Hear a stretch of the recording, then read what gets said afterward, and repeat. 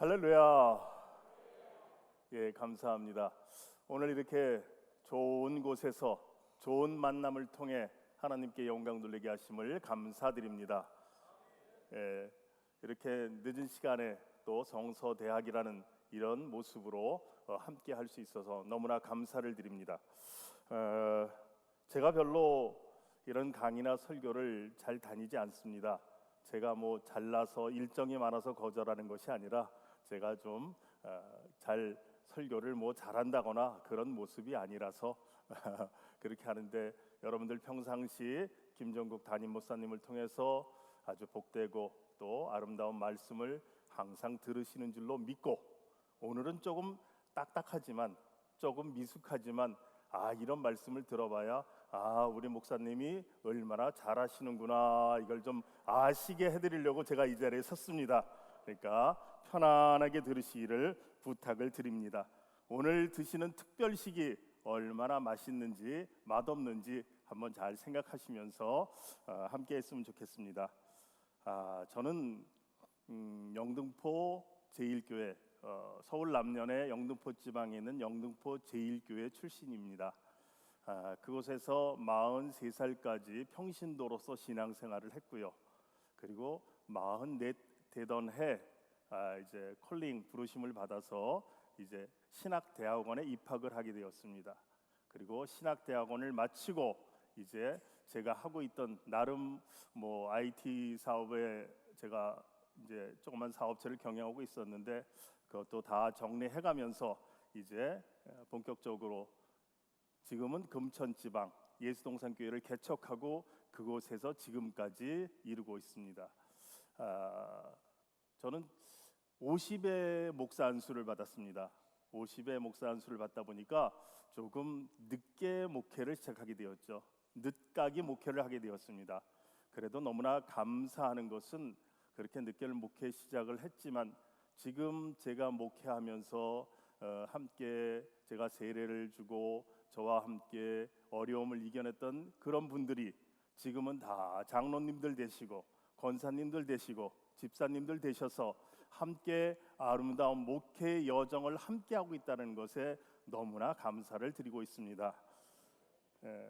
주님께서 보시기에 좋아하시는 모습이 이런 모습이 아닐까 저는 생각을 해봅니다. 이 임마누엘 교회 이 공동체를 통해서 서로 사랑하고 서로 아껴주고 나누며 섬기는 것, 그것이 천국의 모습 아니겠습니까? 오늘 우리가 성서대학이라는 이름으로 모이는데 그 성경에 대해서 글쎄요, 어떻게 오늘 대학이라 그러는데 저는 좀 초등학생 강의를 할까 좀 걱정이 되기도 하지만, 여러분 결국에 성경을 잘 알고 성경을 우리가 배우는 목적이 무엇입니까? 그 말씀대로 살아가기 위해서 아닙니까? 여러분 신앙생활을 어떻게 정의하고 계십니까? 신앙생활. 자, 신앙생활을 저를 한번 따라해 보시기 바랍니다. 성경을 읽고 듣고 깨달아서 결단하여 내 삶의 자리에서 치열하게 살아내는 것, 그것이 저는 신앙생활이라고 저는 정의를 하고 싶습니다. 제가 평지도 생활을 오래 해서 그런지 몰라도 여러분들의 마음을 그래도 조금은 많이 이해합니다. 여러분들의 하시는 것들을 저도 좀 많이는 못 해봤지만, 저도 44살까지 권사로서 또 저희 영등포 제1교회가 건축을 할 때 건축위원회 서기로서 또 재정부장으로서 이렇게 일을 해봤었기 때문에 저도 교회에 대해서 많이 알고는 있습니다. 사실 지금 이 시간 수요일 평일입니다. 평일 저녁 7시 반 이 시간에 이곳에서 함께 하신다라는 것은 보통 열정이 있으신 분들이 아닙니다. 아멘 안 하십니까? 저는 저희 교회 성도님들한테 밤낮 이렇게 말씀을 드립니다. 아니 평일날 7시 8시에 집에 들어가기도 바쁜데 교회에 와서 예배를 드리고 성서대학에 참여할 수 있다는 것, 이것 주님의 특별한 은혜를 받은 사람이 아니고는 감히 생각도 못하는 것이라고, 여러분 이를 위해서 어떻게 생각하십니까? 이럴 때 박수 한번 치셔야죠. 자, 옆 사람들 돌아보면서 옆 사람들하고 이야기 나누겠습니다. 여기서 뵙게 돼서 반갑습니다. 자, 오늘도 기운 냅시다. 예. 제가 오늘 여러분들에게 드리고 싶은 말씀이 성경과 그리스도인의 삶입니다. 그래서 잠깐 성경이라는 것이 어떤 것인지에 대해서 한번 이렇게 생각을 해보고요. 또 하나 그리스도인들은 과연 성경을 토대로 어떻게 살아가야 되는 것, 어떻게 살아가야 할까? 거기에 대해서 오늘 함께 좀 생각을 해보도록 하겠습니다. 저희 교회에서 제가 교회를 개척하고 이렇게 지내다 보니까 성경 공부를 좀 새로운 교인들에게 시켜야 되겠다라는 생각이 들더라고요. 그래서 성경 공부를 제가 좀 오늘 한 20년 가까이 전에 제가 한번 만들어봤는데 지금은 좀 구식이 됐는지 몰라도 성경이 뭔지 제가 우리 교회에서 어떻게 성경을 이제 공부했는지 제가 본 본문에는 예수동산교회 성경 공부라고 써 있는데 여기 바꿔놓으셨는데 임마누엘교회 성서대학 우리 부목사님이 참 센스가 있으시네. 너무 감사드립니다. 예. 자, 성경책은 이렇게 보면은 어떻습니까? 낙서가 많이 돼 있죠. 저는 이것이 성경 읽는 사람들의 기본이라고 생각합니다. 성경책은 깨끗하면 좋은 책이 아닙니다. 성경책은 좀 지저분하고 겉이 가죽으로 뭐 덮여 있고 우아하고 뭐 그게 아닙니다. 저 속에는 내가 성경을 읽고 느끼고 깨달은 것들이 깨알같이 적혀 있어야 되고 성경을 보면서 나오는 그 기쁨, 성경을 보면서 나오는 그 눈물이 얼룩져 있는 것이 저는 올바른 성경이라고 생각을 합니다. 아무쪼록 여러분들의 성경책이 저렇게 되시기를 주님의 이름으로 간절히 축원합니다. 그럼 성경은 왜 읽느냐? 성경은 왜 읽느냐? 성경을 보면은 방송실 좀 한번 넘겨주시기 바랍니다. 나가 있고 아버지가 있습니다. 또 올라가면 뭐가 있죠? 할아버지가 있고요. 이게 쭉 올라가다 보면 우리 믿는 사람들은 어디까지 올라갑니까? 아담까지 올라갑니다. 하나님께서 창조하신 이 아름다운 세상, 이 아담으로부터 시작된 우리들의 삶이 우리 대한민국으로까지 어떻게 이 인류가 퍼져서 내려왔는지 그 계통은 정확히 모르겠지만 어찌됐건 우리가 위로 올라가다 보면 영적이 됐건 아니면 육신이 됐건 우리는 저 아담과 만나게 되었습니다. 그래서 결국 우리가 이 성경에서 우리가 아담을 통해서 느낄 수 있는 것, 성경을 아는 것은 나를 아는 것이고 성경을 모르는 것은 나를 모르는 것이기 때문입니다. 이 말이 이해가 되십니까? 특별히 신앙인들은 성경을 기준으로 해서 나를 해석해야 됩니다. 우리 하나님의 형상을 나를 만들어 달라고 우리가 기도를 합니다. 하나님의 형상이라는 것, 하나님의 형상을 알아야 나를 알 것 아닙니까? 하나님의 형상이 나에게 투영되어져서 나오는 것, 그것이 바로 성경을 통해 우리가 알 수 있는 것입니다. 여러분, 그렇기 때문에 성경을 모른다라는 것은, 성경을 읽지 않는 것은 우리가 나를 모르는 거라는 얘기죠. 그래서 우리가 나라는 존재의 역사, 그래서 우리가 성경을 공부하다 보면은 성경을 모르는 것은 나를 모르는 것이다 이렇게 되어 있고요. 이게 예전에 구한말 시대에 이렇게 성경 공부를 했답니다. 이렇게 모여서 공부도 하고요. 여러분들 많이 잘 아는 모습들일 겁니다. 여기 연세 많으신 분들은 혹시 예전에 무슨 사경회나 무슨 이런 것을 통해서 성경 공부를 아마 비슷하게 하셨던 분들이 많이 계실 것입니다. 그때의 추억을 한번 돌아보시면 되겠습니다. 그리고 또 우리 청년들도 이렇게 공부를 하고요. 많은 모습으로 공부들을 합니다. 심지어 이것은 북한에 있는 지하교회에서 또 저 공산권 국가들에서 지하교회에서 저렇게 성경을 읽고 있다라는 거죠. 우리와 비교할 수 없이 열악한 환경인데도 성경을 읽고 있다라는 거죠. 여러분, 그래서 성경 공부가 중요한 이유는 우리가 나 자신을 알기 위해서라는 첫 번째 목적을 가지시면 좋겠습니다. 그리고 보면 이제 구약을 한번 보면은요, 구약 쭉 나오죠. 창세기부터 말라기까지 이렇게 39권이 쭉 나와 있습니다.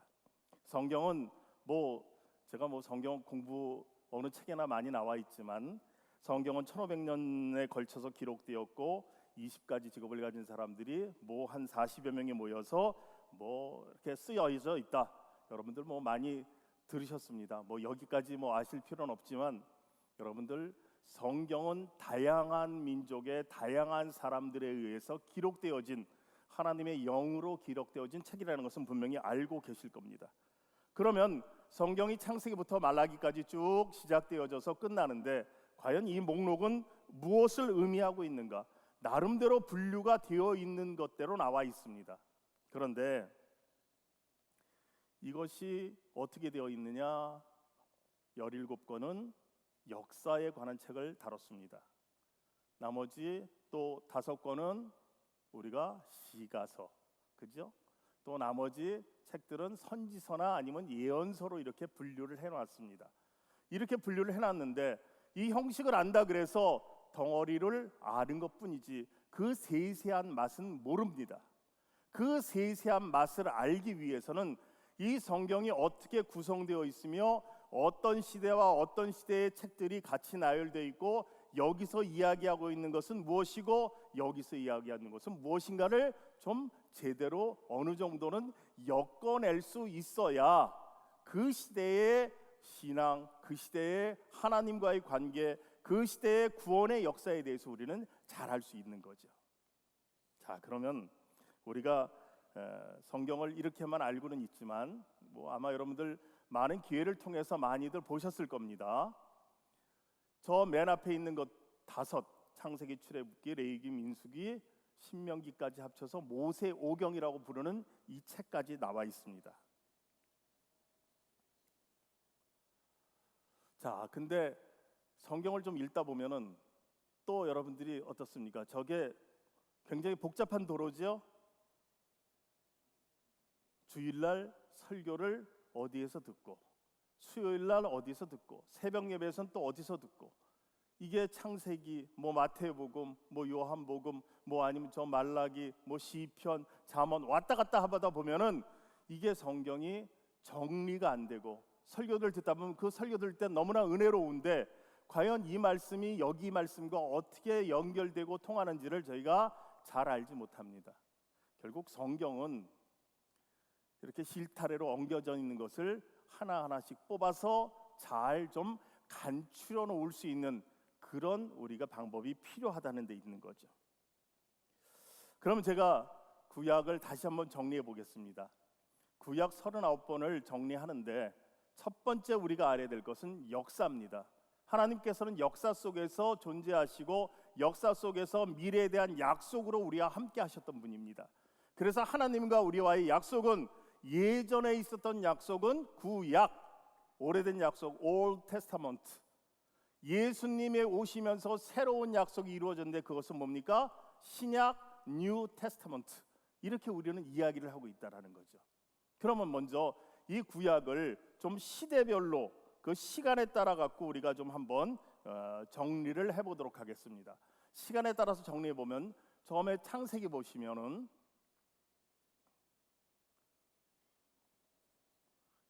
창세기 처음에 어떻게 됩니까? 천지 창조, 그 다음에 아담과 하와가 나오고요, 타락한 게 나오고요, 바벨탑도 나오고 노아도 나오고, 창세기 12장 가면 이제 아브라함이 나오고, 그 다음에 이삭이 나오고, 그 다음에 야곱이 나오고, 맨 뒤로 가면 요셉에 이르기까지 어디서 끝납니까? 창세기가 애굽에서 끝이 나죠. 애굽에서 끝이 나는데 그것이 시간이 흘러갑니까? 흘러가지 않습니까? 시간이 흘러갑니까? 안 흘러갑니까? 시간이 흘러가기 때문에 그것은 역사가 되는 겁니다. 그래서 이 창세기는 역사서 중에 하나로 우리가 보고요. 그 다음에 보시면 출애굽기 어떻게 됩니까? 출애굽기 애굽에서부터 시작해서 어디서 끝납니까? 시내산에서. 그죠? 시내산에 끝나죠. 시간이 흘러가고 사건들이 계속 벌어지고 있죠. 그 다음에 레위기 어떻습니까? 레위기 시간이 흘러갑니까? 시간이 흘러가요, 안 흘러가요? 예? 안 흘러가죠. 제사법에 대한 이야기입니다. 지금으로 따지면 예배법, 예배를 이렇게 드리고 저렇게 드리고, 이렇게 수요예배는 이렇게 드리고 주일예배는 이렇게 드리고, 이렇게 기도하고 이렇게 해라, 이 이야기죠. 이거는 시간이 안 흘러가요. 이건 역사 개념이 아닙니다. 그 다음에 보시는 민수기는 어떻습니까? 시내에서 출발해서 어디서 끝이 납니까? 모압 평지에서 끝이 납니다. 가나안 땅 들어가기 전에 시간이 흘러갔습니까? 안 흘러갔습니까? 거기서 12명이 가서 조사도 해오고 40년 동안 광야를 시간이 흘러갔습니다. 그 다음에 보시면 신명기, 시간이 흘러갑니까? 시간이 흘러갑니까? 안 흘러가죠. 왜? 신명기는 모세가 마지막 유언처럼 한 3편의 설교를 모아놓은 것이 바로 신명기라는 겁니다. 그렇기 때문에 시간은 흘러가지 않아요. 그 다음에 여호수아는 어떻습니까? 여호수아 시간이 흘러갑니까? 가나안 땅으로 들어가서 정복하러 다니잖아요. 쭉 시간이 흘러갑니다. 그 다음에 사사기 어떻습니까? 12명의 사사들이 등장해서 이제 그 적군의 침입을 막아내고 다시금 그 이스라엘 백성들을 인도해 가는 그 과정이 나오기 때문에 시간이 흘러갑니다. 자, 그 다음에 사무엘 상하 어떻습니까? 사무엘 상하 예? 흘러가죠. 사무엘 상하 무슨 얘기입니까? 사무엘이 사울 왕을 세우고 또 사무엘이 다윗 왕을 세운 이야기들이 쭉 흘러갑니다. 그렇기 때문에 시간이 흘러갑니다. 그 다음에 열왕기 상하 어떻습니까? 열왕기 상하 시간이 흘러가죠. 솔로몬이 나오고 솔로몬 이후에 남과 북이 나뉘어져서 서로가 가다가 북쪽이 멸망하고 남쪽도 멸망하는 그 이야기가 나오는 것이 바로 열왕기 상, 열왕기 하가 되겠습니다. 그 다음에 역대상, 역대하는 어떻습니까? 이것은 따로 놓지 않고요. 역대상, 역대하는 열왕기 중에서 다윗의 정통성이 부각되어지는 남쪽 유대 이야기를, 유대 왕들의 이야기를 따로 적어놓은 것이 역대상, 역대하입니다. 그렇기 때문에 이것은 그냥 내버려 두고요. 그 다음에 보시면 에스라 나옵니다. 에스라는 뭡니까? 포로로 끌려갔던 남유다 사람들이 70년 만에 다시 돌아옵니다. 그래서 그 에스라는 서기관을 통해서 이제 다시금 이제 모이는 것, 그 이야기가 나온 것이 에스라고요. 시간이 흘러가죠. 그 다음에 느헤미야 어떻죠? 그 이후에 느헤미가 누굽니까? 와서 무너진 예루살렘의 성벽을 새로 재건하는 이야기가 나오는 것이 이제 느헤미야입니다. 그 다음에 에스라는 뭡니까? 에스라는 그 포로로 끌려갔던 시절에 그 단편적인 왕비 이야기가 나온 게 이제 에스더가 그렇게 되고요. 그 다음에 보면 욥기, 시편, 잠언, 전도서, 아가서, 이거는 우리가 시가서기 때문에 어떤 문학 작품처럼 이어지기 때문에 이거는 역사가 흘러가지는 않습니다. 그 안에서. 그리고 예언서들, 선지서들을 보면 그 선지서들은 단편적인 그 부분적 내용, 단편적인 시대의 부분적인 내용이기 때문에 시간이 흘러가지 않는 것으로 봅니다. 그럼 무엇이 남았습니까? 이렇게 노랗게 표시되어 있는 것. 창세기, 출애굽기, 민수기, 여호수아, 사사기, 사무엘상하, 열왕기상하, 에스더, 느헤미야. 이렇게 보면 이게 역사적인 흐름입니다. 이것만 아시면 구약의 역사가 이렇게 흘러갑니다. 그렇기 때문에 가장 중요한 것이고요. 그래서 이 제일 앞에 창세기, 출애굽기, 민수기, 여호수아, 사사기, 사무엘상하, 열왕기상하, 느헤미야. 이걸 어떻게 할까요? 외우시기 바랍니다. 구약 39권 외우는 건 쉽지 않잖아요. 순서대로. 요거는 쉽지 않을까요? 따라해 보세요. 창출, 민여사, 사열, 에느. 요것만 아시면 이제 끝난 겁니다. 구약은. 창출 민여사 사열 에느, 그죠? 예, 제가 한 18년 됐나요? 19년 됐나요? 그때 그냥 막 목회 시작하면서 만들어 놓은 게 돼갖고 조금 어색하기도 한데, 자, 그러면은 이게 역사죠. 시간을 따라서 쭉 흘러가는 겁니다. 그러면 나머지 책들을 어떻게 해야 될까요? 나머지 책들을 이제 어떻게 해야 될까? 옆에 있습니다. 나머지 책들을 이제 갖다가 집어넣습니다. 그 같은 시기에다 집어넣습니다. 레위기는 어떻습니까? 레위기 출애굽하면서 거기서 제사하는 법들을 만들어 놓은 겁니다. 그러면 레위기가 어떻게 되죠? 예, 요 시기에 들어가죠. 그 다음에 신명기는 민수기가 끝나고 나서 이제 모세의 설교니까 저기 들어가죠. 룻기 사사시대 이야기라고 분명히 룻기 처음에 보시면 나옵니다. 그 다음에 역대상, 역대하, 열왕기와 같은 시대로 놓으면 되겠습니다. 그 다음에 에스더는 언제입니까? 포로 시절의 이야기입니다. 나머지 시가서들은 어떻습니까? 욥기는 욥기 처음에 보시면은 이 시절이고요. 시편, 솔로몬, 잠언 이 시절에 나오죠. 전도서, 아가서, 솔로몬의 아가 쭉 나오고, 그 다음에 이사야 이쪽 서들은 그 위에부터 그 역사적으로 쭉 나오는 시절이 있습니다. 물론 예언서들은 그 어떤 나라를 대상으로 하고 어떤 상황을 대상으로, 어떤 민족을 대상으로 하는 것에 대한 예언이 다 다르지만 저렇게 들 수가 있고요. 나머지 학개스가라 말라기는 어느 시절이죠? 포로기 시절. 이렇게 놓으면은 요게 구약이 전체가 완성됩니다. 그러니까 가장 골격이 되는 게 뭡니까? 창출, 민여사, 사열, 에느. 그렇게 아시고 나머지들은 이렇게 넣으시면 되겠습니다. 그러면 우리가 구약을 볼 때 창세기, 출애굽기, 민여, 사사기까지 이때까지는 하나님의 나라를 만들어가는 과정이라는 거죠. 하나님의 나라를 만들어가는 과정. 이때는 나라가, 국가가 있었습니까? 없었습니다. 하나님의 나라를 만들어가는 과정이라는 거죠.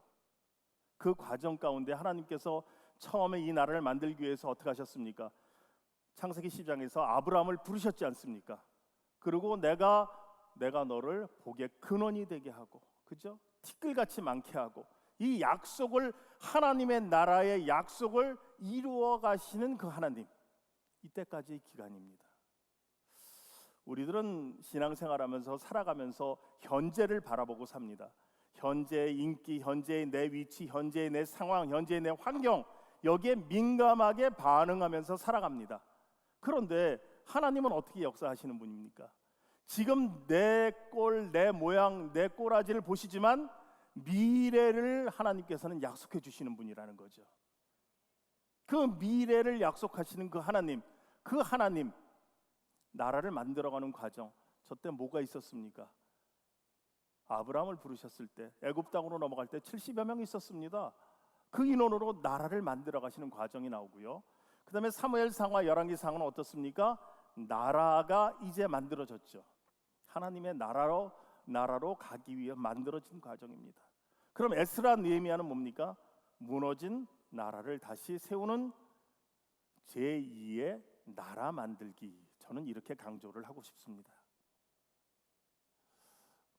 제가 이렇게 좀 말씀드리는 건 여러분들을 나름대로, 제가 이거 책 만들고 그럴 때는 그렇게 자료라든지 이런 것들이 많지 않았습니다. 지금 인터넷만 여러분들 이렇게 키시면은요, 이런 거 지금 저보다 더 정리가 잘 되어 있고 아주 조금 방식은 다르지만 나름 하는 책들도부터 자료는 너무너무 많습니다. 왜 제가 이런 좀 도전 아닌 도전을 여러분들께 드리냐 하면, 저도 예전에 학교를 나와서 국민학교라는 데를 다녔습니다. 요즘에는 다 초등학교라 그러더라고요. 그죠? 여기 초등학교 세대 계십니까? 거꾸로 그럼 국민학교 세대 계십니까? 거의 다시죠. 예. 연식이 좀 됐다라는 겁니다. 국민학교 나오셨다는 거는. 근데 국민학교 때 어떻습니까? 또 중학교, 고등학교도 좋습니다. 예전에는 학교에서 책을 이렇게 나눠주면 교과서라는 것을 나눠줬습니다. 그러면 뭐 어떤 분들은 교과서 뭐 그 책 사는 무슨 뭐 비료 부대, 무슨 시멘트 부대, 뭐 아니면 뭐 달력으로 이렇게 뭐 책 사는 거 생각하시는데, 그리고 나서 문방구로 달려가야 됩니다. 문방구에 가서 뭐를 사죠? 전과, 참고서, 수련장, 뭐 문제집풀이 이런 거 사지 않습니까? 그죠? 교과서 하나만으로는 안 되니까. 여러분, 오늘 여러분들에게 들려드리는 게 아마 이 전과, 참고서 뭐 이런 개념이 된다라고 생각하시면 됩니다. 그거를 읽고서 어떻게 됩니까? 교과서를 보면은 어때요? 예습 복습이 되는 거죠. 아무쪼록 이렇게 여러분들 주변에 뭐 여기 목사님들도 많으시고 전도사님, 또 아니면 여러분들 그 뭐 속장님이나 이런 분들을 통해서 여러분들 책이나 아니면 저에게 맞는 좀 성경을 내가 더 알고 싶은데 제 수준에 맞는 책 좀 소개시켜 주세요. 아니면 무슨 어떤 뭐 인터넷에 들어갈 수 있는 사이트를 좀 공유해 주세요 하면은 아마 분명히 다 가르쳐 주실 겁니다. 제 뭐 강의 내용보다 훨씬 좋은 것들이 많이 있으니까 여러분들 꼭 들어가셔서 이 성경의 기초 지식을 좀 탄탄히 하신 뒤에 성경을 보신다면 여러분들이 느끼시는 게 더 많을 거고요, 감동받으시는 게 더 많을 거고요. 아하, 이러셨구나, 왜 이랬을까, 아 이제 내가 그 답을 알겠다라는 내용들이 여러분 아마 더 느끼시게 될 줄로 믿습니다. 여러분들 꼭 한번 공부하시겠습니까? 예, 성서 대학이라 그래서 뭐 초등학교 때 거 다 뭐 해도 괜찮은 거니까 여러분들 그걸 하면은 이걸 모르고 읽었을 때랑 또 알고 읽었을 때랑 좀 유식한 말로 이 텍스트를 컨텍스트를 알고 읽었을 때와 그렇지 않을 때와의 감동은 분명히 다를 것입니다. 그리고 제가 평지도 생활을 좀 했기 때문에 저도 사실은 좀 답답한 게 많았어요. 처음에 제가 아까 실타래 보여드렸죠. 목사님 설교를 교회 가서 예배를 드리면요, 주일날은 이 설교 하시는데 뭐 알아들을 것 같아요. 근데 또 뭐 오후 예배, 저녁 예배는 또 딴 설교 하시면 딴 본문에서 갖고 오니까 이게 어떻게 연결되는지 사실 정식으로 신학 공부를 하지 않으면은 굉장히 힘들거든요.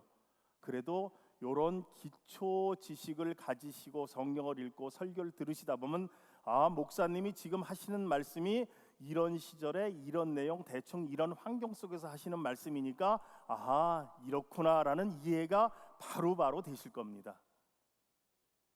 아멘. 예. 여러분들 오늘 TV를 보시거나 아니면 휴식을 취하시거나 그럴 시간에 교회에 나오신 이유가 뭡니까? 특별히 성서 대학으로 모이신 이유가 뭡니까?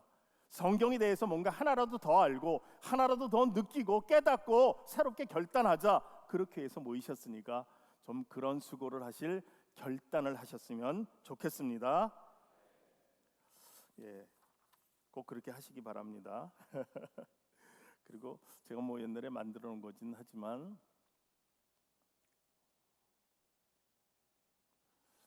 그럼 도대체 이게 언제적 얘기일까?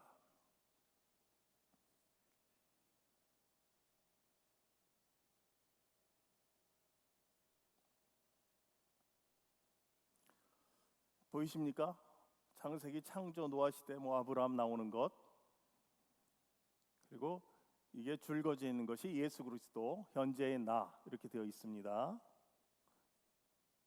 보시면은 뭐 쭉 넘어가셔서 이거 뭐 딴 데 우리나라 뭐 어떤 시절 뭐 서양의 어떤 사건 뭐 이렇게 연결되어 있다라고 쭉 나오는데 뭐 다 넘어가셔서 제가 요것만 알고 보셨으면 좋겠습니다. 성경을. 예.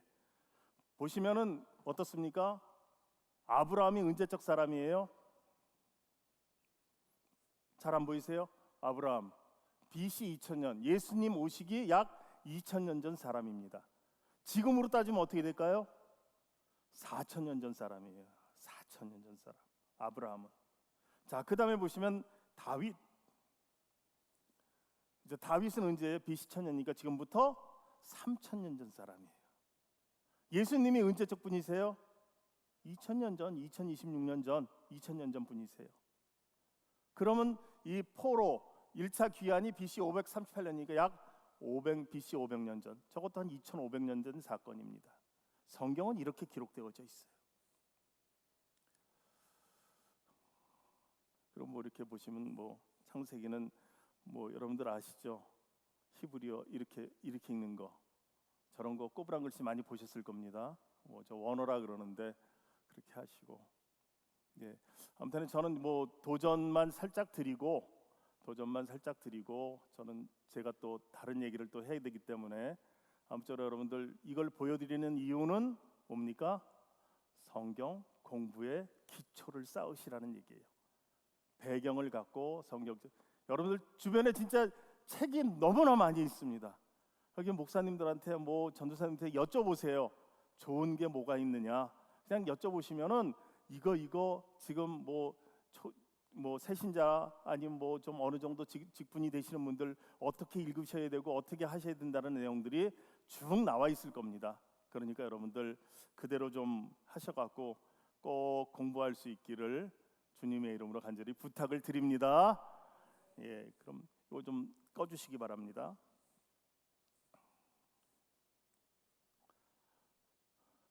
방송실 요거 꺼주시기 바라고요.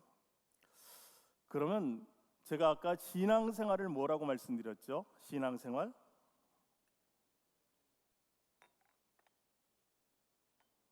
신앙생활이요. 성경을 읽는 것만 해서는 안 돼요. 들어야 돼요. 나 혼자 읽으면은 어떻게 돼요? 잘못된 방향으로 갈 수 있거든요. 듣고 목사님의 설교도 듣고 뭐 이런 여러 가지 뭐 좋은 책을 통해서 듣고 그 다음에 깨달아야 됩니다. 깨달아서 그 다음에 깨닫고 난 다음에 뭐가 있어야 돼요? 결단이 있어야 돼요. 결단해서 내 삶 속에 치열하게 살아내는 것. 말씀대로 살기가 쉬운 일은 아니잖아요. 녹록한 게 아니잖아요. 치열하게 살아내야 된다라는 거죠. 그래서 어느 개신교는 뭐라고 합니까?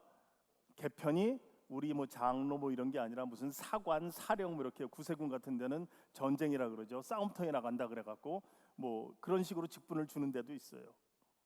치열하게 살아내야 된다. 저는 평신도 생활을 하면서 좀 이렇게 설교 말씀을 듣다 보면은 좀 알기는 아는 것 같아요. 알기는 아는 것 같은데 정리가 안 되는 게 너무나 많이 있더라고요. 여러분들도 혹시 그런 거 못 느끼셨습니까? 믿음에 대해서 이야기를 많이 합니다. 믿음. 그럼 믿음이 뭘까요? 믿음이 뭘까요? 똑부러지게 이렇게 믿음이 무엇인가 써라. 그럼 뭐라고 쓸 것 같아요?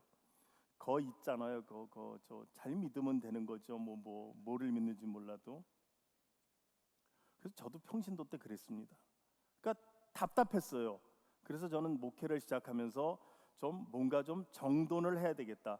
좀 쉬운 말로 정리를 해야 되겠다라는 생각이 들어서 믿음이 무엇이냐?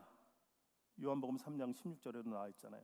하나님이 세상을 이렇게 사랑하셔서 우리들을 너무나 사랑하시기 때문에 죄로 말미암아 하나님과 멀어지고 그로 말미암아 죄의 싹은 사망이기 때문에 죽을 수밖에 없는 우리들을 구원해 주시기 위해서 아무 죄도 없으신 당신의 독생자 예수 그리스도를 이 땅에 보내셔서 십자가를 통해 우리 대신 화목 제물로 삼아 주신 것, 지금도 부활 승천하셔서 하나님 옆에서 우리를 위해서 간구하고 계신 분이라는 그 사실을 믿는 것, 그것이 바로 믿음이라는 거죠.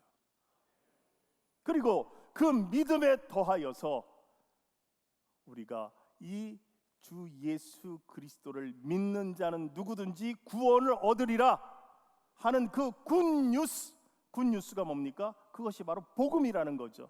마태가 전한 굿뉴스, 좋은 소식, 마태복음, 그 좋은 소식을 우리에게 전해주는 것.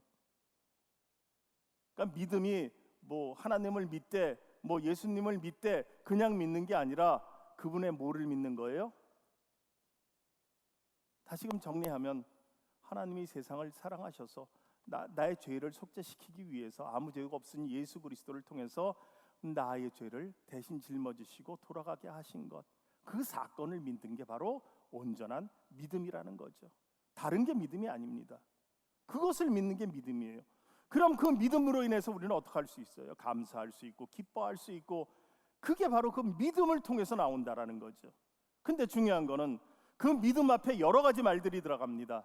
굳센 믿음, 이 믿음 더욱 굳세라, 굳센 믿음, 연약한 믿음, 조금 흔들리는 믿음 많이 나와요. 그 이야기는 뭘까요? 믿음의 등급이 있다는 얘기입니다. 믿음이면 다 똑같은 믿음이 아니라는 이야기죠. 여러분, 내 믿음이 어떤 등급의 믿음인지 한번 곰곰이 생각해 보시기 바랍니다. 그 믿음은 날로 날로 변해야 됩니다. 예수 믿고 변하지 않으면 그것은 온전한 믿음에 이르지 못하는 거예요. 승질 잘 내던 내가 녹아져야 되고, 인색하던 내가 녹아져야 되고, 나만 편했던 삶이 이제는 이타적인 삶으로 돌아서야 되고, 그것이 바로 믿음으로 변화된 나의 삶의 모습이라는 거죠. 여러분, 근데 이 험하고 복잡한 세상 살아가면서 믿음을 지킨다라는 것이 얼마나 힘든지, 그죠? 여러분들 다 알고 계시잖아요. 저도 아까도 말씀드렸지만 저도 교회 일 열심히 했습니다. 평신도 때 아까도 말씀드렸다시피 권사도 하고 이렇게 막 열심히 그냥 교회라면은 저도 물불을 안 가리고 열심히 일하던 사람입니다. 근데 실상 사회생활을 하고, 저도 사업체를 경영하고 그래도 수십 명을 거리는 사장으로 이렇게 하다 보니까 이게 교회 생활하고 사회 생활을 병행한다라는 것이 좀 굉장히 힘들더라고요. 예전처럼 교회가 집 가까이 있고, 또 주일이면은 당연히 직장 쉬는 것이 당연하고 이러던 시절, 그 시절에는 그래도 새벽기도, 수요 예배, 금요 철야 예배, 여러 가지 모임이나 이런 것들 그나마도 더 열심히 많이 참석할 수 있었지만, 요즘처럼 세상이 얼마나 복잡 다단해졌습니까? 이건 시도 때도 없잖아요. 새벽에 일하는 사람, 밤에 일하는 사람, 주일이고 뭐고가 아니라 너무나 이 복잡한 세상 살아갈 때 있어서 믿음 지킨다라는 것 너무나 힘듭니다. 저희 교회에서도요, 보시면은 웬만한 분들은 다 직업들이 있으세요. 심지어 70이 넘어가시는 분들도 두세 시간씩, 서너 시간씩 파트타임으로 일하시는 분들도 많고요. 그렇기 때문에 참 어렵고 하지만, 여러분, 이렇게 수요일 날 아까도 말씀드렸지만 이 자리에 와서 주님 앞에 무릎 꿇고 기도하고 또 성경에 대해서 더 알기를 열망하는 여러분들, 주님의 이름으로 사랑합니다. 여러분들, 주님의 이름으로 존경합니다. 그래서 저는 저희 교회 성도님들한테 그렇습니다. 수요일 날 교회에서 보면 감사합니다. 여러분 고맙습니다. 왜냐, 저도 해봐서 아니까. 새벽 기도에 왔다가 출근을 하면 왜 이렇게 힘든지 모르겠어요. 힘들었어요. 물론 힘 안 드시는 분들도 계시겠지만 저는 힘이 들었습니다. 그렇기 때문에 저는 저희 교회 새벽 기도에 나오시는 분들 저 엎드려 절하고 싶어요. 너무나 감사해서, 또 말씀대로 살아주시는 모습이 너무나 고마워서. 이쯤에서 우리 자신들을 위해서 박수 한번 쳐야 되는 거 아닙니까? 옆 사람 보면서 박수 치면서, 자, 감사합니다. 잘 오셨습니다.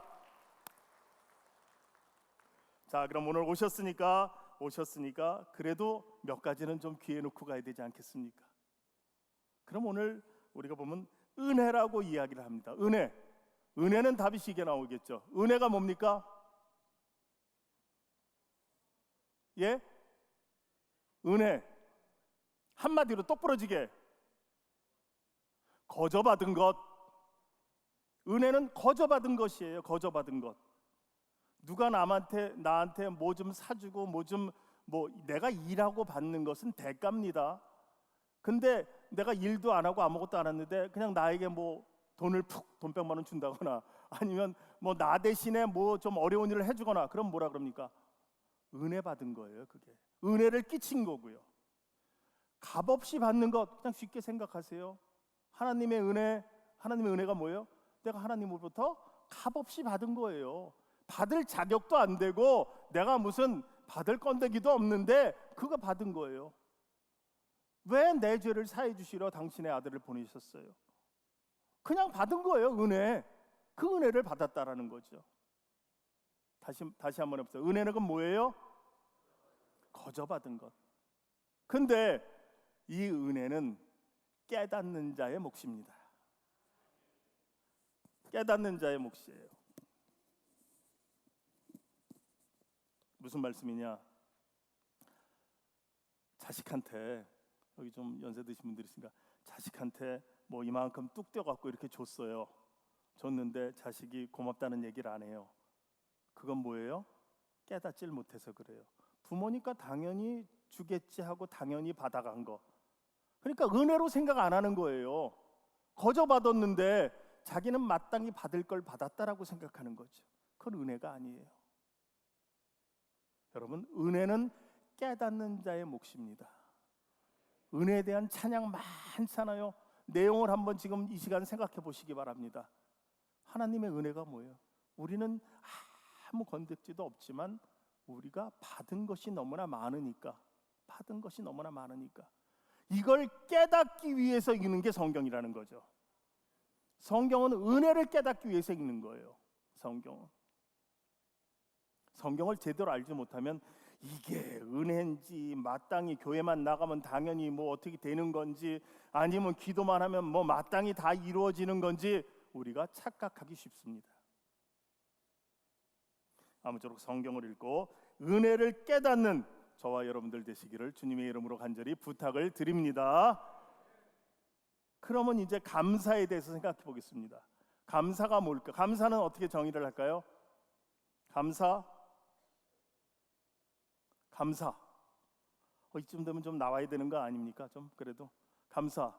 이렇게 은혜를 깨달은 자들이 마땅히 해야 할 것, 이것이 감사죠.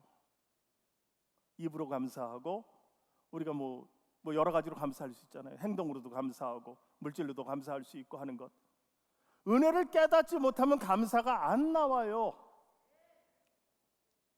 아멘입니다.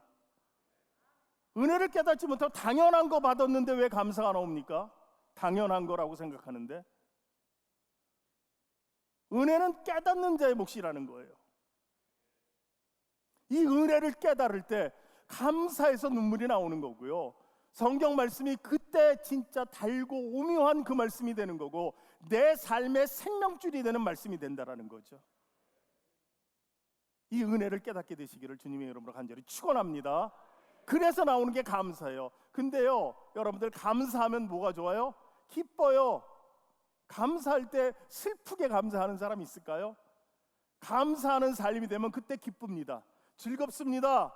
당장 내 형편이 별거 아닌 것 같아도 내가 미래에 대한 소망 가운데 승리할 수 있는 것이 바로 감사를 체득할 때예요. 여러분, 감사하며 사시기 바랍니다.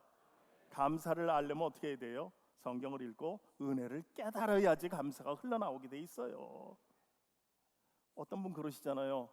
아이고, 이제 나이 먹었더니 무릎 관절이 쑤셔서 못 쓰겠어. 어디 가면 아구아구 소리만 나와. 그래도 이 나이까지 이렇게 다니게 해주시니 얼마나 감사합니까? 옆에서 얘기할 때 그게 은혜가 되고 그게 진짜 아름다운 삶의 모습이 되지 않겠습니까? 찡그린다고 뭐 됩니까? 여러분, 감사하시기 바랍니다. 이렇게 수요일 날 나올 수 있도록 시간도 허락하시고 여유도 허락하시고 삶에 대한 말씀에 대한 열정도 허락하신 주님 감사합니다. 이렇게 되시는 분들이 되셔야죠. 자, 그러면 제가 시간 되는 대로까지만 한번 하겠습니다. 그러면 교회에서 또 강조하는 게 있죠, 여러분들. 지상명령인 전도가 있습니다. 전도는 어떻게 설명을 할까요? 전도 그냥 또 나와야 되는 거 아닙니까?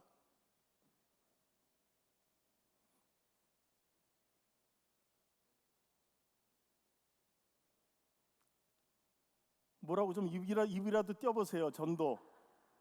근데 예.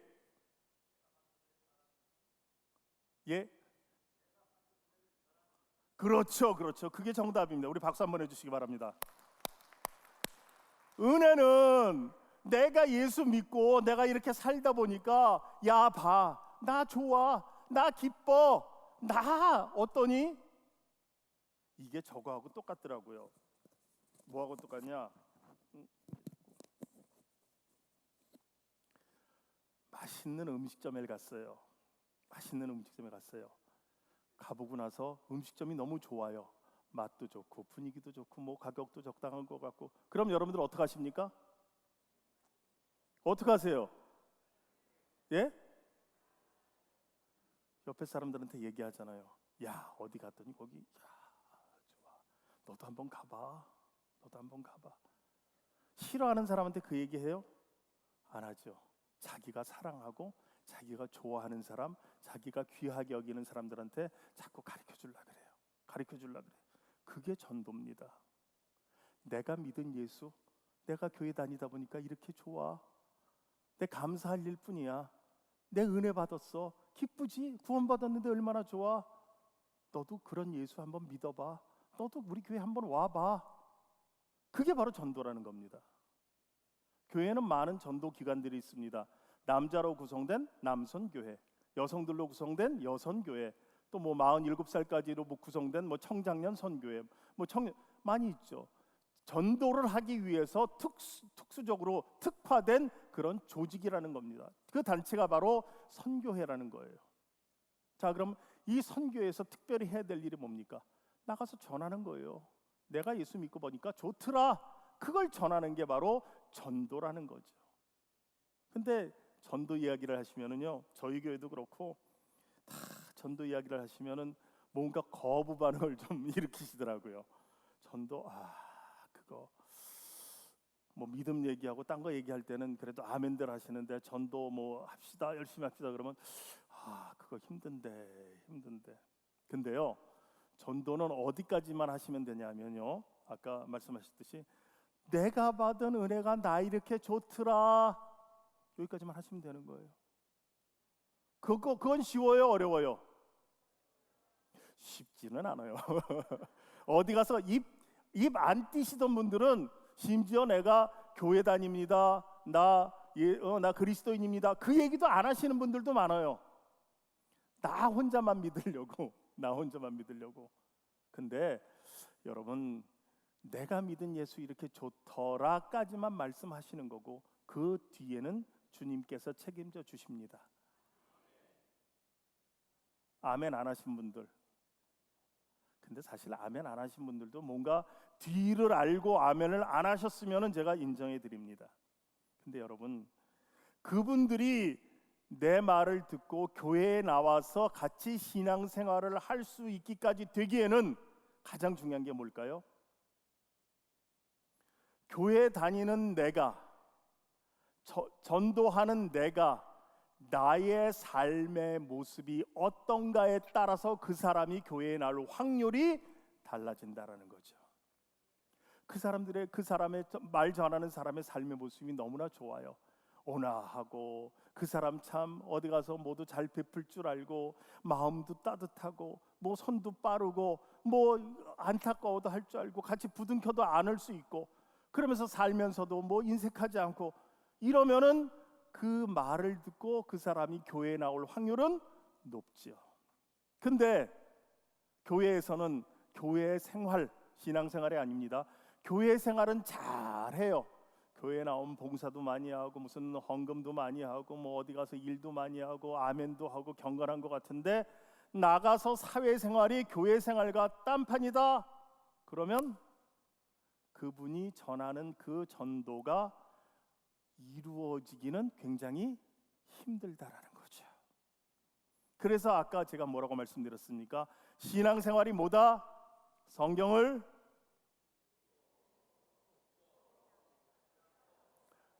결단하여 치열하게 내 삶 속에 살아내는 것, 그것이 있을 때 전도가 가능한 거라는 거죠. 여러분들, 이런 삶의 모습으로 많은 이들을 주님 앞으로 전도하는 여러분들 다 되시기를 주님의 이름으로 간절히 축원합니다. 그게 전도예요. 그게 전도. 근데 이렇게 전도할 수 있는 활력을 더해주는 것이 하나님의 은혜를 깨달은 자들이라는 거죠. 그럼 또 사랑은 뭐라고 얘기할까요? 사랑.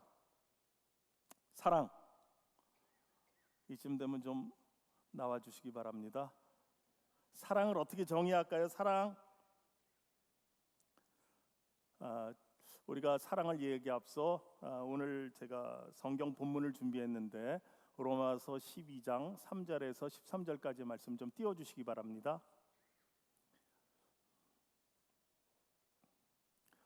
예, 3절에서 우리 13절까지인데 우리 한 목소리로 우리 같이 한번 읽도록 하겠습니다. 시작.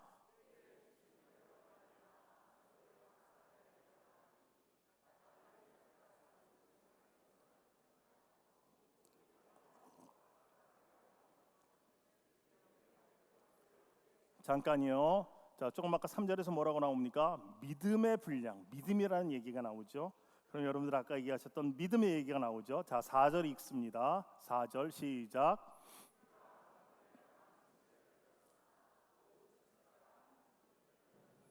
(5절이요)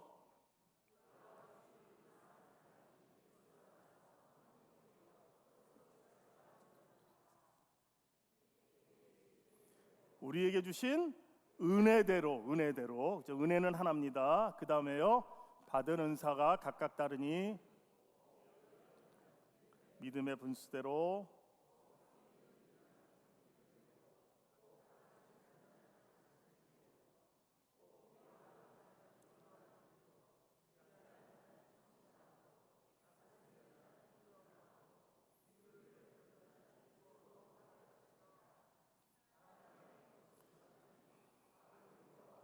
자, 사랑 얘기도 여기 나오죠. 사랑에는 거짓이 없다. 10절이요. 형제를 사랑하여 서로 우애하고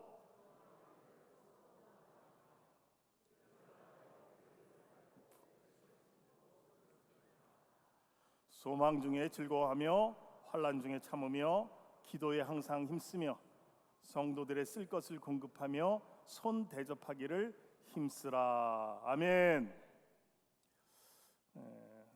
그러면 사랑이 뭘까요? 저는 저희 교회 성도님들에게 이런 말씀을 드립니다. 사랑을 하되 진짜 배기 사랑을 하자. 그럼 뭐는 가짜고 뭐는 진짜냐? 제가 정리를 해드리겠습니다. 사랑을 한다고 하면서 내 시간, 내 돈, 내 마음, 내 감정이 손해보지 않는 것은 진짜 사랑이 아니라는 겁니다. 이런 사랑은 누구나 할 수 있어요. 배고파. 야, 가서 맛있는 거 사 먹어. 입으로는 사랑이라고 그러지만 진짜 배기 사랑 아니라는 거죠. 저 사람이 어디가 아프고 뭐예요. 야, 아파? 야, 병원에 좀 가봐. 그럼 사랑이, 그게 진짜 사랑이 되려면 어떻게 될까요? 너 힘들어? 야, 내가 차 댈게. 차 타. 우리 한번 같이 가보자. 뭔지 같이 공감해주고 같이 아파주는 것, 그게 진짜 사랑이라는 거죠. 여러분, 요즘 청년들 어떤지 아십니까? 저희 교회 청년들이 저희 교회는 크지 않은 교회입니다. 그래도 청년들이 한 몇십 명 있는데 이 청년들이 갑자기 뭘 하더라고요. 그러면 청년들을 막 동원해 갖고 뭘 해요? 이벤트를 한다고 하더라고요. 어떤 때는 가서, 요즘 청년들은 어떻게 하는 줄 아십니까? 무슨 결혼할 때 청혼하는 거, 그건 뭐라 그러죠? 예? 프로포즈 할 때 어디서 하는 줄 아십니까? 옛날에는 그냥 다방 같은 데서 우리 결혼하자고 이렇게 했는지 몰라도 요새는 보니까요, 여기서 가까운 데 있어요. 여기 시그니엘, 롯데 시그니엘, 거기 좋은 방 하나 잡아놓고 풍선 촛불 켜놓고 이렇게 해놓고 하룻밤 빌려갖고 싸야 한참 높은 몇십만 원부터 100단위 이렇게 넘어가더라고요. 그리고 거기서 이벤트 하면서 친구들 불러갖고 거기서 파티하면서 이렇게 반지 주고 그런 거 하더라고요. 사랑을 하니까 돈이 들어가더라고요. 여러분, 데이트하고 사랑하는 사람 만날 때, 요새는 저는 몰랐어요. 여자친구 만나고 그러면 한 몇백일쯤 되고 그러면 백 하나 사줘야 된다 그러더라고요. 맞아요? 진짜 그렇더라고요. 아니면 뭐라도 해주고 그러더라고요. 사랑한다고 하면 돈이 들어가더라고요. 사랑을 하면 내가 저 사람으로 인해서 저 사람 때문에 내가 마음이 아픈 일이 있어야 돼요. 사랑하는 사람인데 왜 저럴까? 아이고 답답해. 저걸 어떻게 해야 되지? 저건 아닌 것 같은데. 내 감정이 소모돼야 돼요. 사랑을 한다고 하면 내 시간도 뺏겨야 돼요. 여러분, 사랑이라는 것은 내 물질, 돈, 시간, 내 감정들이 소모되어지고 나한테 손해가 와야 그것이 진짜 사랑인 줄로 믿으시기 바랍니다. 그것이 진짜 사랑이에요. 아니면 그 같은 사랑 뭐 다 알 수 있죠. 뭐라고 합니까? 야, 어떡하니 아픈데, 야 병원에 가봐. 그 다음에 전화 걸어서 병원에서 뭐라 그래? 그래, 기도할게. 물론 기도가 만사죠. 기도가 만사예요. 그러나 사랑한 마음은 같이 울고 같이 슬퍼하고 같이 부둥켜 안는 것, 그것이 사랑인 줄로 믿으시기 바랍니다. 여러분, 진짜 배기 사랑을 하시기 바랍니다. 내 아내를 위해, 내 남편을 위해, 내 자식을 위해, 내 부모를 위해, 내 이웃과 나의 사랑하는 공동체를 위해 여러분 진짜 배기 사랑할 수 있기를 주님의 이름으로 간절히 축원합니다. 그게 진짜 배기 사랑하는 거예요. 그러면 이제 시간이 돼가고 있는데 제가 한 가지만 더. 성령 충만이라는 건 뭘까요? 성령 충만 어렵죠? 성령도 어려운데 성령 충만. 저도 평신도 때는 참 어려웠어요. 성령 충만 뭔지는 알 것 같죠? 뭔지는 아시죠 다들? 뭔지 모르세요? 뭔지는 아시죠? 성령 충만 뭔지는 아는데 뭐라고, 옛날에 그런 노래도 있었어요. 뭐라고 딱 꼬집어 얘기할 수 없어요. 그죠? 딱 꼬집어 얘기할 수 없어요. 성령 충만은 저는 이렇게 정의를 하고 싶습니다. 제가 뭐 100% 맞는 게 아니에요. 성령 충만이라는 것은 내가 하나님과 소통하는, 교제하는 단계가 깊어질 때가 성령 충만이라는 거죠. 하나님과 소통한다는 건 뭐예요? 기도로 소통하고 예배로 소통하고 찬양으로 소통하고 하는 것, 그것이 바로 하나님과 소통하는 것. 그 관계가 항상 깊어져 있을 때, 날마다 말씀 사모하고 말씀 읽고 성경 가운데 묵상하고 큐티하고 이런 게 계속 지속되어 있는 상태가 성령 충만한 상태예요. 성령 충만이 뭐 갑자기 확 쏟아지는 것도 성령 충만일 수 있겠지만, 갑자기 깨달음이 있고 갑자기 뭔가 은혜를 느끼고 깨달을 때 그때도 성령 충만할 수 있지만, 평상시에 성령 충만이라는 것은 하나님과 저분과 나와 계속 소통하고 교제가 있다라는 것, 그것이 성령 충만입니다. 그럼 성령 충만을 위해서 우리가 평상시에 해야 될 일은 뭐죠? 뭐예요? 여러분, 예배할 때 4요소가 뭡니까? 예배 드릴 때 뭐가 있어요?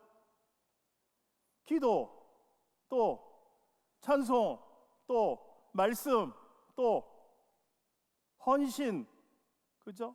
우리 뭐 헌금이라는 거, 헌신, 몸으로 드리든 뭘로든 물질로 드리든 헌신, 이 네 가지가 있는 거예요. 이 네 가지가 항상 내 삶 속에서 저 위에 계신 분과 소통되고 있으면 그것이 성령 충만이라는 거죠. 그러니까 벗어나 있으면 안 돼요. 벗어나 있으면. 그래서 교회에서 강조하는 게 뭡니까? 주일 성수해라, 새벽에 나와서 기도해라, 말씀 읽자. 그 중에 하나가 이 성서대학 같은 거고요. 말씀 공부하자, 그죠? 찬양하자. 여기서 끝날라 그랬는데, 그럼 찬양이 뭡니까? 찬양이 뭐예요? 이제 나와야죠.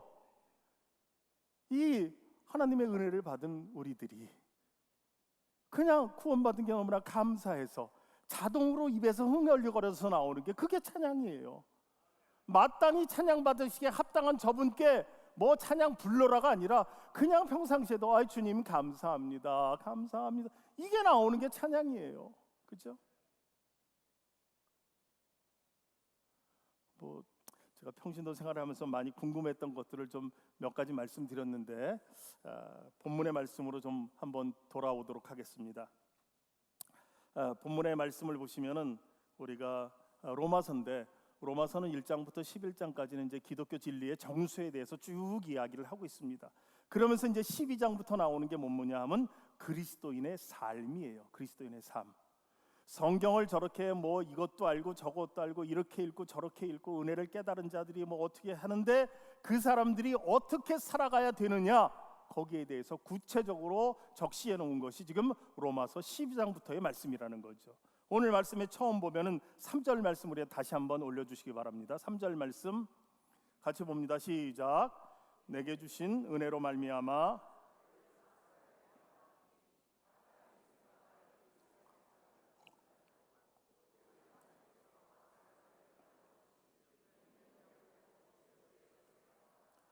이 말은 뭐냐? 하나님께서 주신 것 누구든지 겸허하게 받아들이라는 거예요. 겸허하게 받아들여라. 믿음의 분량대로. 우리가 아까 믿음에도 등급이 있다 그랬죠. 어떤 사람에게는 요만큼 받아들일 수 있고 어떤 사람은 요만큼 받아들일 수 있지만 그 자기가 갖고 있는 믿음의 분량대로 받아들여서 어떻게 생각하라? 지혜롭게 생각하라. 지혜롭게 생각하라. 여러분, 내게 주신 하나님의 그 믿음의 분량대로 내가 지혜롭게 겸손히 일할 때 하나님께서는 우리와 함께 하시는 줄로 믿으시기 바랍니다. 그게 바로 우리의 믿음의 분량이에요. 믿음의 분량이 작은 사람이 뭐 이 일 저 일 다 나서게 되면 뭐 세상에 그런 얘기가 있잖아요. 머리 나쁘고 추진력이 강하면 제일 쉽게 말아먹는다는 얘기가 있습니다. 여러분, 교회에서도요, 여러분들이 하고 계신 일, 여러분들이 하고 계시는 사명으로 자부심과 긍지를 가지시기를 주님의 이름으로 부탁을 드립니다. 어떤 분들은 그래요. 어떤 분들은 이 성가대나 안내위원이나 무슨 뭐 위원들 이렇게 해서 사람들이 좀 잘 보이는 뭐 이런 곳에서 이렇게 일하시기를 원하는 분들도 꽤 계십니다. 왜냐? 무슨 뭐 권사님이나 뭐 장로님이라 이렇게 좀 뽑고 그럴 때 그래도 얼굴이 좀 많이 알려져 있고 이름이 좀 많이 알려져 있으면 좋은 게 아닌가라는 생각이 그렇게 하시는 분들도 계시고, 여기는 안 계시지만 제가 평신도 시절에는 그런 분들이 계셨습니다. 그래서 저 이름도 없이 빛도 없이 그냥 교회학교 교사라든지, 교회학교 교사한다고 얼굴 잘 모르잖아요. 아이들 막 가르치고 이러느라고. 예전에는 아이들 뭐 가르치고 그러다 보면 이 대예배 시간에 못 쓰니까 교사들은 일부 예배 드리고 막 이렇게 교사하고 막 그랬던 시절도 있었습니다. 그리고 아니면 무슨 봉사하시는 일, 이름도 없이 뭐 이렇게 와서 뭐 주방도 보시고 어디 가서 뭐 신방도 하시고 이런 분들.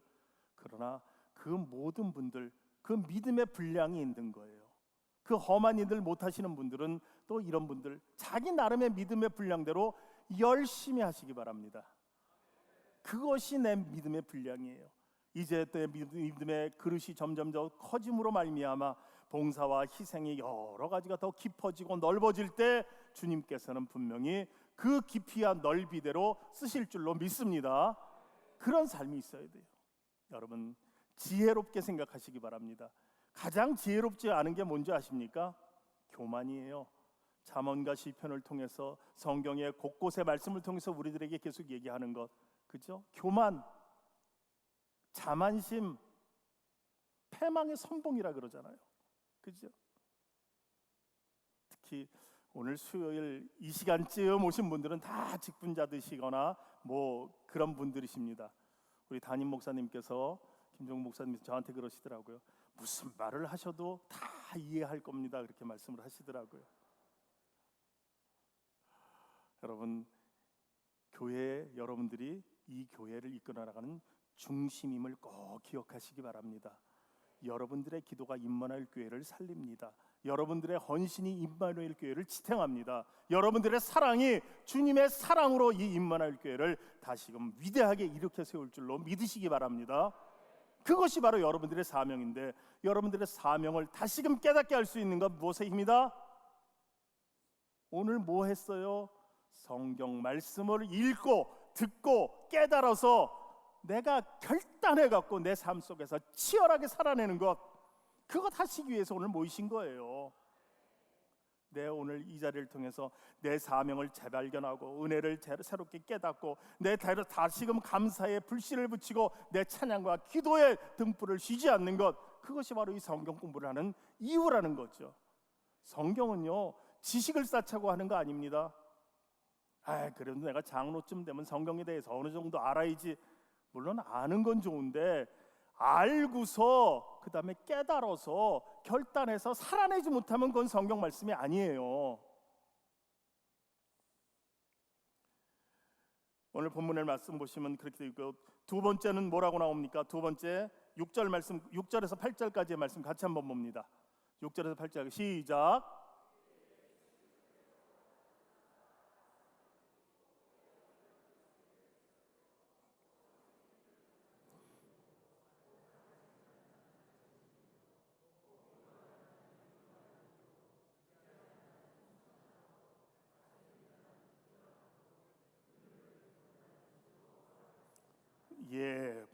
은혜는 하나죠. 하나님의 은혜는 하나입니다. 그러나 받은 은사들은, 받은 달란트들은 다 다르다라는 얘기죠. 그렇기 때문에 누구는 이런 눈에 띄는 일을 한다고 교만할 필요 없어요. 괜히 우월의식 가질 거 없습니다. 누구는 숨어서 나는 교회에 헌금도 잘 못하고 나는 그냥 예배 참석만 해. 난 그냥 그분은 그분의 사명을 감당하시는 거예요. 자기가 가진 달란트가 많은 분들은 많이 봉사하시고 많이 섬기시면 되고요. 작으신 분들은 그 작은 범위 내에서 최선을 다해서 섬기는 것, 그게 받은 은사대로 사는 삶이라는 거죠. 근데 중요한 거는 은사는 내 마음대로 사용하는 것이 아니라 위에 계신 저분의 뜻대로 사용되어지기를 원해야 된다라는 겁니다. 은사는 잘못 사용되어지면 그 공동체에 해를 가합니다. 은사라는 것은 그 교회 공동체에 유익을 끼치기 위해서 하나님께서 우리들에게 주신 특별 선물이라는 겁니다. 구원해 주시고 나서 그래, 애따 너 떡 하나 더 먹어라, 너 이거, 너 저거, 너 저거, 이것이 모여서 공동체의 유익을 위해서 사용되어지는 것, 그것이 은사입니다. 시간이 많으신 분들은 시간으로 봉사하시기 바랍니다. 물질이 되시는 분들은 물질로 섬기시기 바랍니다.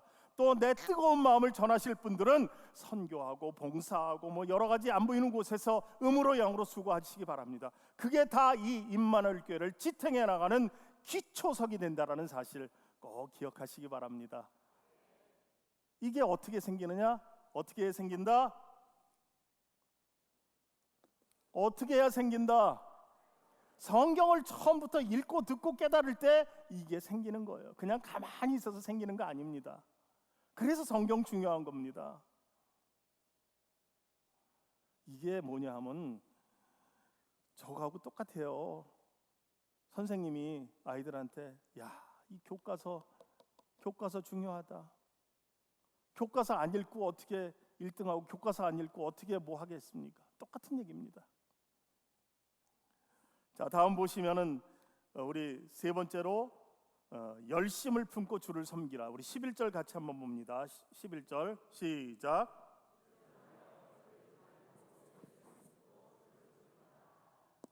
열심을 품고 주를 섬기라. 여러분, 은혜 받은 성도들의 특징은 열심입니다. 은혜 받은 성도들의 특징은 열심이에요. 성령 충만한 사람들의 특징도 열심입니다. 열심입니다. 열심이 없고 게으르고 나태하면은요, 이거 은혜 받은 사람 아니에요. 여러분들 잠언서 말씀 쭉 읽어보십시오. 게으르다는 얘기, 거기에 대한 비유 말씀들이 얼마나 많이 나오는지. 여러분, 믿음은 열심과 떼어낼 수가 없습니다.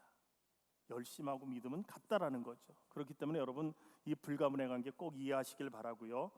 성경에도 보면 있잖아요. 미지근한 거 토해낸다라고. 미지근한 거 토해낸다라고. 열심히시기 바랍니다. 은혜를 깨닫고 성령으로 뚫어오진 열심을 가지시기를 주님의 이름으로 부탁을 드립니다. 좀 더 하고 싶은데 참 좀 말씀을 정리해야 될 시간이 있어야 될 것 같아요. 제가 마지막으로 한 가지만 좀 제 간증을 말씀드리고 말씀을 마치기로 하겠습니다. 제가 다니던 영등포 제일교회가 그렇게 작은 교회는 아니었어요. 한 300여 명 이렇게, 제가 평신도 때 300여 명, 한 400여 명 이렇게 모이는 교회였는데 청장년 선교회를 그때 뭐 남선교회에서 청장년 선교회가 이렇게 따로 떨어져 나와서 청장년 선교회를 조직하라 그랬어요. 제가 그때 나이가 뭐 한 40 뭐 이렇게 됐을 때인데 청장년 선교회를 조직한다고 모여라 그랬더니 3가정이 모였습니다. 3가정이 몇십 가정 되는 청장년들 중에서 3가정이 모였어요. 그래서 어떡합니까? 그래도 모이는 사람끼리 회의죠. 그리고 가만히 보니까 그 남편은 교회 안 나오는데 교회 신앙생활을 하시는 뭐 여자 집사님들 뭐 이런 분들도 여러 분 계셨어요. 그래서 안 되겠다. 이 우리 청장년성 물론 여기에 더할 사람도 있지만 좀 전도도 하고 우리 같이 좀 제대로 된 선교 단체를 만들어야 되겠다. 그래서 작정을 하고 각 집마다 다니면서 신방하면서 예배를 드리기로 했습니다.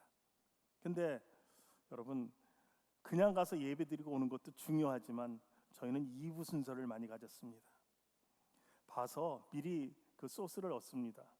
이 가정, 이 신랑이 축구를 좋아한대요. 족구 같은 거 뭐 이런 걸 좋아한대요. 그러면 주일날 오후에 그 집 신방 가서 같이 몇 명들 모여서 거기 가서 족구하고 보울링 치고 이러면서 같이 합니다. 그러다 보니까 몇 주 뭐 한 몇 달 하다 보니까 이 사람이 끝나고 나면은 어디 가서 축구하고 족구할 팀이 구성이 안 되는데 여기 나오면 할 수 있거든. 그러니까 교회 나오는데 예배는 안중에도 없고 처음에 뒤에다가 백에다가 축구하고 축구공하고 뭐 이런 거 넣고서 운동복 입고서 그러고 교회 옵니다.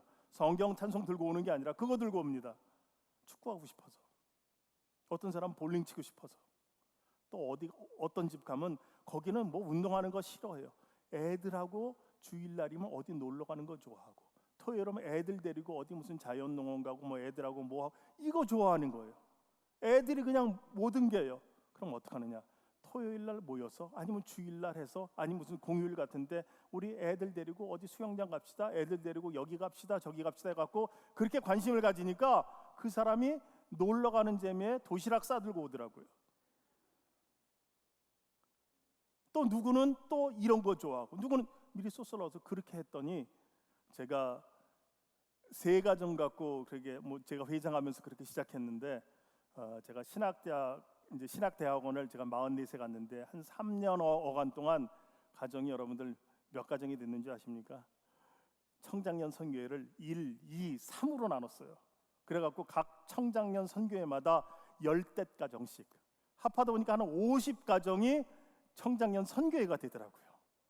이쯤에서 아멘 하셔야 되는 거 아닙니까? 근데 중요한 팁을 제가 제 자랑하는 게 아니라 팁을 드리는 게 뭐냐면 전도는요 내가 원하는 방법대로 하는 게 전도가 아니에요. 상대방이 뭘 원하고 있는지를 캐치해서 그 사람의 니즈와 욕구에 처음엔 접목을 시키고 그 다음에는 그렇게 모이다 보니까 이제는 성경 공부하고 나중엔 찬양하고 교회에 무슨 행사를 만들고 참석하는 그쪽으로 발전이 되더라고요. 교회 처음 난 사람한테 뭐 붙잡고 통성기도 하자 이거 안 됩니다. 팁을 드리자면 전도는 그렇게 하시기를 여러분들 각 선교회를 통해서 좀 그런 마인드로 가시면 어떨까 해서 여러분들에게도 말씀을 드려봅니다. 이건 제가 평신도적 관점에서 이렇게 말씀을 드리는 겁니다. 아무쪼록 여러분들 말씀을 정리하면요, 여러분 성경 읽으시기 바랍니다. 성경을 통해서 많은 깨달음이 있기를 바랍니다. 그러기 위해서 성경 자체가 가장 중요합니다. 캐논입니다. 이거는 진짜 불변의 진리입니다. 근데 이거를 잘 해석하기 위해서, 잘 깨닫기 위해서 사용되어지는 많은 보조적인 수단들이 있습니다. 여러분들의 목사님, 여러분들의 뭐 교육자들을 통해서 그 길을 좀 안내를 받으시고요. 마지막으로 열심을 내시기 바랍니다. 난 이제 눈이 침침해 뭐 어떻게 하지 마시고 여러분들 읽으시기 바랍니다. 새롭게 읽을 때마다 깨달음이 달라지더라고요. 저도 뭐 여기 어르신들이 많지만 저도 이제 6학년 5반이고 이렇게 되니까 저도 이제 좀 이게 좀 잘 침침해 갖고 안 보이고 그럴 때가 있어요. 근데 여러분 열심히 있으시길 바랍니다. 저는 목회자로서 성경을 보는 거지만 여러분들 평신도로서 성경을 읽고 성경을 또 말씀을 듣고 깨닫는 것, 은혜 받은 자는 은혜 받은 삶을 살아야 되지 않겠습니까? 아무쪼록 여러분들 성경을 통해서 은혜 받고 그 은혜 받은 바 여러분들의 사명 잘 감당하는 여러분 되시기를 주님의 이름으로 간절히 축원합니다. 기도하겠습니다. 주님 감사합니다. 우리들의 삶 속에 말씀을 허락하시고 그 말씀을 사모하는 자들에게 주님의 은혜를 깨닫게 하시니 감사를 드립니다.